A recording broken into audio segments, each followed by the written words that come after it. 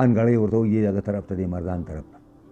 په دې کې مناظره وه، دا بدعتیان راغلي وو او 10 کسان زمونږ د طرف او 10 د هغوی د طرف، او په یو قلا کې دغه خلک بار بند کړی شو، دننه بس قلا کې دا کسان کېناست. نو په دې باندې بحث و چې معجزه او کرامت دا د پیغمبر او د ولی په لاس کې او که دا د الله په لاس کې، پوهېږئ په دې باندې.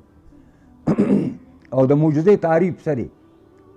نو تاسو ته ما د معجزې تعریف کړی دی چې معجزه دې ته وایي چې امر خارق للعادة یظهره الله تعالی علی ید مدعی النبوه.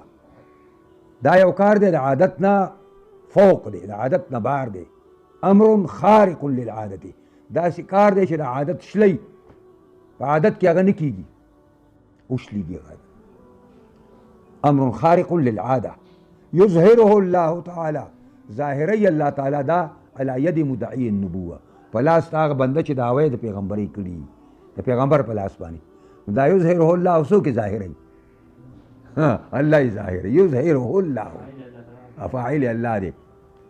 نو په دې باندې باسو زین الله غوندې یو ملا و، هغه د هغې د طرفه دغه کو راواله، لکه دغه شرقاید راواله، شرقاید راواخیسته، وایه شیخ عنایت الرحمن دې طرف ته دغه ویل، وایه معجزې تعریف وکړه شابه.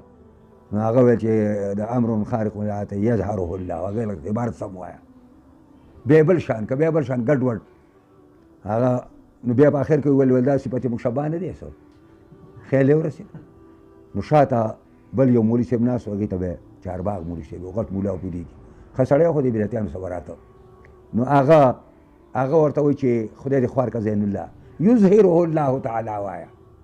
شیخ قار شو، هغه ورته چې ګوره چارباغ مولي صاحب ته زما د پلار او د تره دوست وي او زه دې نه ښه خبر یم، و چې ته د دې بدعتیانو سره راځې که نه، دغسې به دې مخ ته دې خاورې درشوم، ته را وړاندې شه، ته راسه بیا باس وکړه چې دغه ځای ته ده له فتحې ورکړې.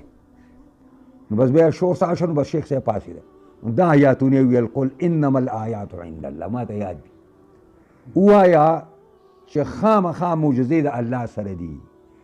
نو دغه مولیان ورته وایي دا به دې ته ته موږ ته وعظ کوو، یا تاسو ته وعظ کوم، دا خلک هم ګمراه کړه ټول، تاسو خو ټول خلک ګمراه کړه، وعظ تاسو ته پکار دی. نو دا وعظ دې بدعتیانو ته پکار